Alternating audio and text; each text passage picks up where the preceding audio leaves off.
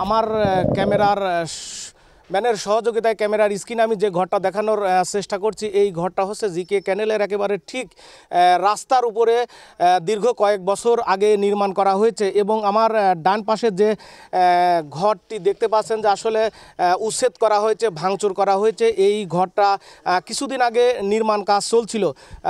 এই ঘরটা যখন নির্মাণ কাজ হয় তখন হচ্ছে এখানকার এই স্থানীয় এলাকাবাসীর একটি পক্ষ এই ঘরটা এখানে উচ্ছেদ বা নির্মাণে বাধা দেওয়ার জন্য প্রশাসনের কাছে গণপিটিশন দেয়।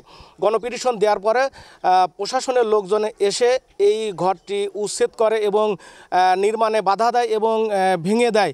তো স্ক্রিনে যে ঘরটি আমি দেখানোর চেষ্টা করছি, সেই ব্যক্তি হচ্ছে এই নির্মাণাধীন ঘরটা নির্মাণ করতে বাধা দেয় এবং প্রশাসনের কাছে গণপিটিশন দেয়।